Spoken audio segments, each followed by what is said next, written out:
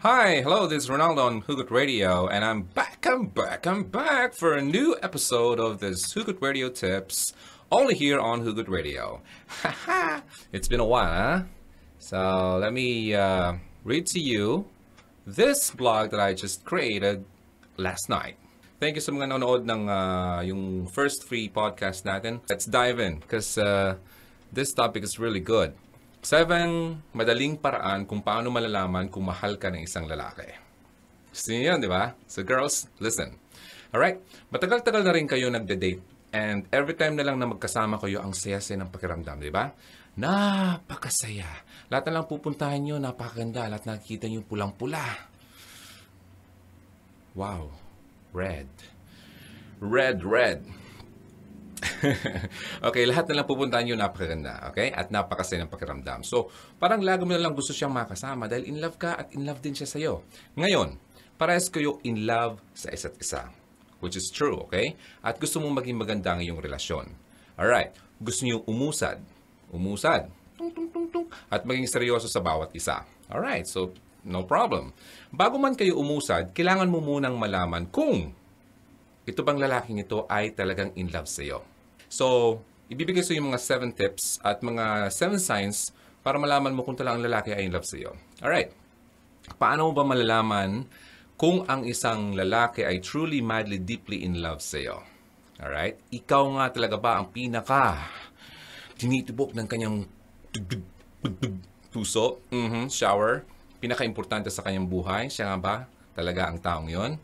Now, kung ikaw ang pinaka-importanting tao sa kanyang buhay, let's say, kung papasok siya dito sa 7 na madaling paraan kung paano malalaman kung mahal ka talaga ng lalaking yan. Alright, number 7. Lagi siyang naghahanap ng oras para sa iyo. Lagi ba siyang may oras sa iyo? Alright, good. So, wala kang maririnig sa kanya. Nako, busy ako ngayon eh. Daming ginagawa sa trabaho. Hindi ako makalabas-labas eh. At wala ito sa kanyang vocabulary. Okay? Alam mo kung bakit? Dahil mahal ka niya. At ikaw ang pinaka-top priority niya sa kanyang buhay. So minsan, nagkakaroon siya ng sobrang hectic sa schedule. Natural naman yon. Pero ikaw pa rin ang nasa isip niya. Okay? Hindi man kayo laging nagkikita o nag-uusap ng matagal, pero lagi ka pa rin niyang chine-check. Saan? Sa text, for example, okay ka lang ba? O humihinga ka pa ba? Buhay ka pa ba? Alright? So, lagi kanyang kinakamusta. Kahit man lang sa maikling tawag. Tatawagan ka na kahit 1 minute or 2 minutes. Alright? So, kung kumustahin ka, kung kumain ka na ba, kung anong kumustang pakiramdam mo, kung kumustang araw mo.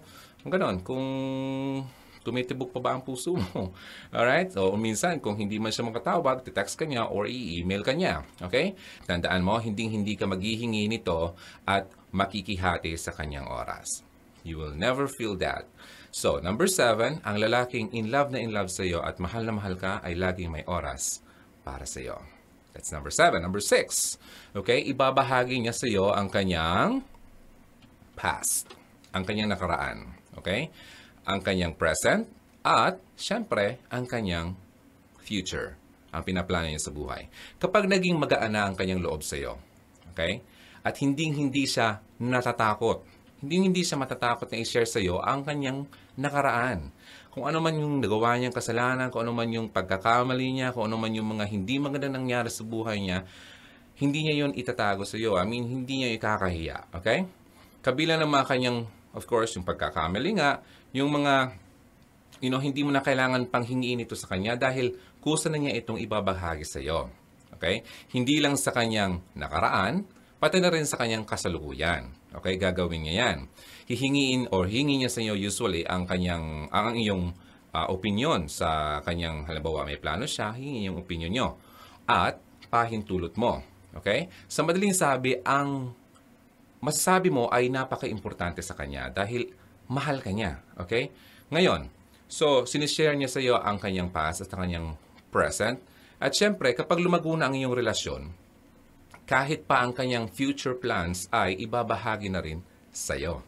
Kagaya ng kanyang plano sa iyong pag-aasawa at pagkakaroon ng 10 pirasong anak. O 1 dosena. Kaya niyo yun? Hindi ko yung kaya eh. Katunayan, tatlo lang kami. So, hindi kami big family. But, ang saya daw ng big family. But sometimes, there are some problems. Hindi na mawawala. Okay, I digress. Alright, number 6, ibabahagi niya sa iyo ang kanyang past, present, at ang kanyang future. So, number 5. Okay, lagi niya itong maririnig. What do you mean? What do you mean, Ron? Okay. Ang ibig ko pong sabihin sa number 5, lagi kanyang gustong marinig na magsalita. Yung boses mo, lagi niya gustong marinig. Okay? Maaari kang mag-share sa kanya ng iyong frustration. Okay? Pati na rin ang mga kwentong nasagap, problema at mga balisa sa buhay mo. Lahat kaya niya itong lunukin. Okay? Para sa iyo. Bakit? Dahil mahal ka niya. Papakinggan ka niya. Okay? Makikinig siya ng walang halong pagkakainis. Okay, yung mga ibang tao, di ba, kapag nagkukwento ka, parang nakikita mo yung mukha niya, parang naiinis kapag nagkukwento ka, di ba? Kasi hindi importante yung sinasabi mo sa kanya. But this guy, if he really loves you, he will never feel that and he will never show that to you. Okay? Tatawanan niya ang mga nakakatawa mong kwento. Okay? Pupunasan niya ang mga luha mo kung medyo masama ang pakiramdam mo. At kapag ikaw ay nakakaranas ng pagkabalisa o takot sa buhay, bibigyan ka rin niya ng solusyon kung kinakailangan. Okay? Sa madaling salita, lagi siyang nandyan para sa iyo. That's number 5. Lagi niyang gustong marinig ang boses mo o lagi kanyang gustong marinig na magsalita. Number 4. Ipapakilala ka niya sa kanyang mga kaibigan at sa kanyang pamilya. Okay? Kung talagang mahal ka niya, okay, itong tatandaan mo, iimbitahan kang sumama sa gimmick ng kanyang mga kaibigan. Okay? Hindi ka itatago. Kapag naman nasama ka sa isang saluhan, ipapakilala ka sa lahat ng kanyang makakasalamuha. At posible nga, kung talagang mahal ka niya, ay dati ka pa niyang naikwento sa mga ito. At sasabihin nila sa iyo na, ikaw pala yung nakwento sa akin ni ganito, ni Ron, itong gwapong Ron na to. Okay? Ang sabi niya, napakabait mo daw. Tsaka, ang ganda daw ng ugali mo, yung mga ganung salita, no? Yung mga tipong hindi mo inaakala, nasasabihin sa'yo ng ibang tao na hindi mo kilala. Na, yun pala kasi, naipagmalaki ka na ng lalaking nagmamahal sa'yo. Kaya magugulat ka lang, wow! Parang, lalaki yung tenga mo. Okay? At hindi lang yan. Magagawa niya rin ito pati na rin sa kanyang mga magulang.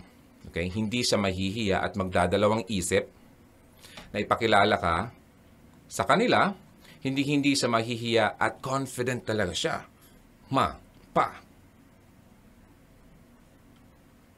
Mapapangasawa ko. Siya ay ipapakilala ka niya sa kanyang mga magulang at kung sino man ang mamimit niya. Okay, halimbawa may isang lugar o saluhan, kung sino man makilala niya o mamimit niya, i-introduce ka niya nang walang pagdadalawang isip. So yun. Number 4, ipapakilala ka niya sa kanyang mga kaibigan at sa kanyang pamilya. Number 3, madali lang tayo. Kikilalanin ka mula sa loob at labas. Okay, sabihin na natin mahilig kang tumawa. At isang araw ay hindi maganda ang pakiramdam mo. Okay? Dahil sa isang bagay na hindi masaya na nangyari sa iyo. Gagawa siyang paraan para mapatawa ka. Okay? At kapag ngumiti ka nang wala sa mood, parang ngiting aso, mahahalata niya yon. Alam mo bakit? Kasi kilala ka niya. Kung talagang mahal ka niya, malalaman niya kung ano ang totoo sa iyo at hindi. Okay? Alam niya na may hindi ka magandang nararamdaman kapag ganon. Ang isang lalaking mahal na mahal ka, kilala ka niya at nararamdaman ka niya. So, hindi siya aalis sa tabi mo hanggat hindi siya nagiging sure na okay ka na. Okay? Kung hindi man siya sa tabi mo, most probably, hindi ka niya tatantana na kausapin sa phone. Ayun, at hindi siya makakatulog nang hindi siya nakakasiguro na ikaw ay okay na. Alright? Hindi ka niya guguluhin. Yes. Pero, ipapaalam niya sa iyo na nandyan lang siya. Okay? Nandito lang ako sa iyo. Okay, kung kailangan mo ako, just let me know. Right? At sasabihin niya sa iyo para ma-feel mo yung pag-care niya. At kapag ready ka na magkwento, nandyan lang siya lagi para sa iyo. Masusurpresa ka na lang na kung paano kanya kilala kahit hindi mo man ito sasabihin sa kanya.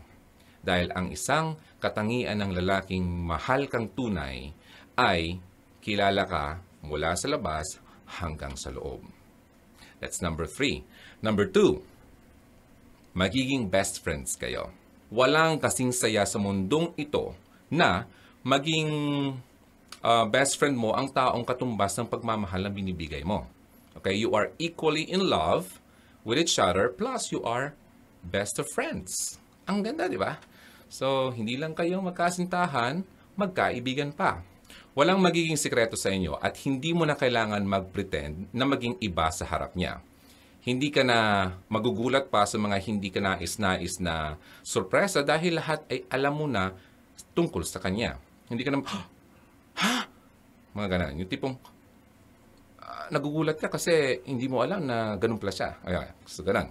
Ang iyong tali, okay, tali, ay hindi mapuputol at wala sino man ang makakabali nito kahit gaano pa man nila itong gawin sa inyong dalawa. So that's number 2, walang makakapaghiwalay dahil magiging best friends kayo. At hindi lang yan, magkasintahan pa. So ito ang number 1. Ang pinaka-importante sa lahat. Nakalimutan ko kanina, dapat pala, sinabi ko ito. Itong pinaka-importante sa lahat. At mga babae, tatandaan nyo ito. Sinasabi ko ito bilang isang lalaki. Okay? Makinig kayo. Ang respeto niya sa iyo ay walang katumbas. That's number 1. Ang respeto niya sa iyo ay ang kanyang pinaka-top priority. Kung meron mang tao na hindi rumespeto sa iyo,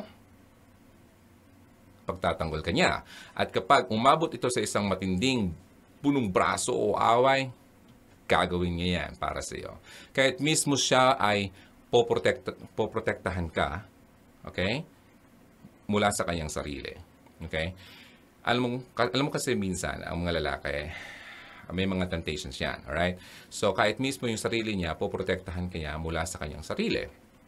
Kabilang na ang kanyang pagnanasang pisikal. Mga lalaki, alam nyo yan. Alright? Hinding-hindi niya ito ipipilit sa iyo. Alam niyo na sinasabi ko. At hinding-hindi kanya sasaktan sa anumang paraan para makuha lang niya ang gusto niyang makuha sa iyo. Mahal na mahal ka kung kaya niyang pigilin ang kanyang sariling pagnanasa. Okay? Dahil ang lalaking totoong nagmamahal ay kayang maghintay sa tamang, Aldab style yan, tamang panahon. Okay? Kalokohan ang salitang, may narinig akong mga lalaki, alam mo kung mahal mo ako, gagawin natin yan. Ibigay mo yan sa akin kasi kung talagang mahal mo ako, patunayan mo sa akin at talagang kaya mong gawin yan sa akin o kaya mong gawin natin to. Kalokohan yan. Kalokohan yan. Sa totoo lang. Ay, magalit pa sa akin mga lalaki pero kalokohan ang ginagawa niyo yan. Girls, huwag kayong maniwala sa mga lalaking ganyan. Okay, kapag yan ang salitang lumalabas sa bibig ng lalaki, tatandaan niyo mga babae kayo, ha? Huwag ka nang magdalawang isip na iwanan ang lalaking yan. Kasi alam mo ba, hindi kanya mahal. Katawan lang ang habol sa iyo, sa totoo lang. Okay? Ikaw rin ang magiging lugi sa huli. Alam mo kung bakit? Babae ka. Okay? Babae, mag-isip ka. Sabi nga nila, sa lalaki daw walang mawawala, which is true. Although, yes, technically, may nawala, but sa mga babae kasi mas, alam niyo na yan. Alright? So, maging wais kayo. Maging wais, sabi nga ni Lumen sa surf. Alright?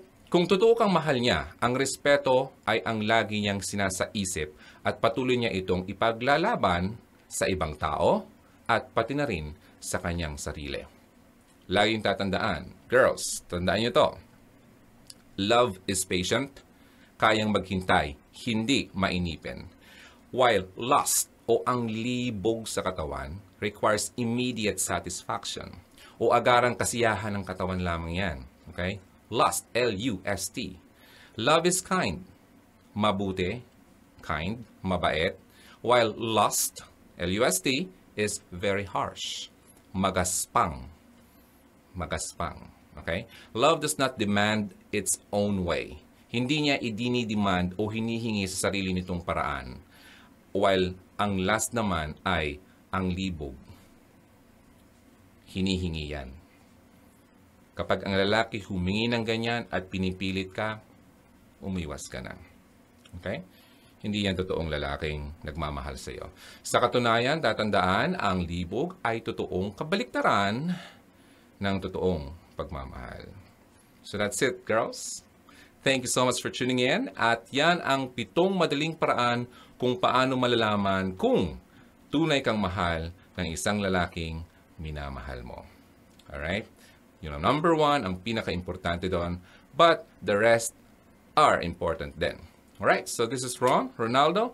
I'll see you again next time. And don't forget, please download the application of Hugot Radio. You can go to Google Play Store by downloading Hugot Radio app. It's free.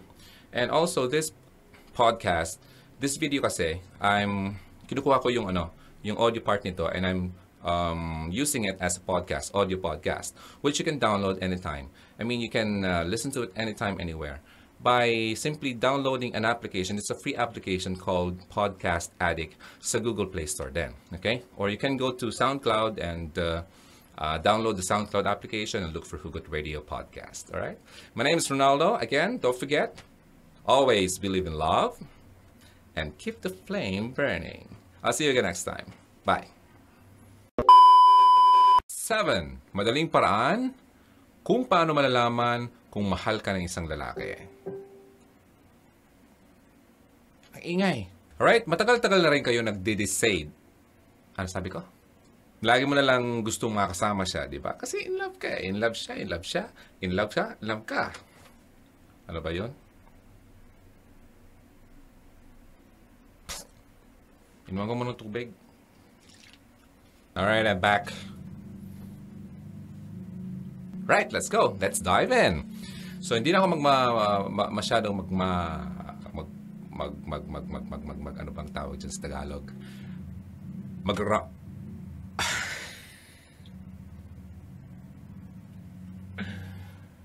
Oh God.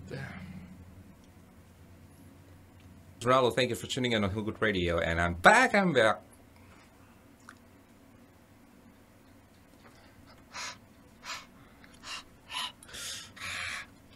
don't know why my tongue doesn't work.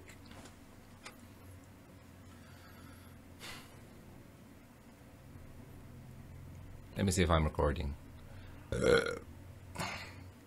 Excuse me.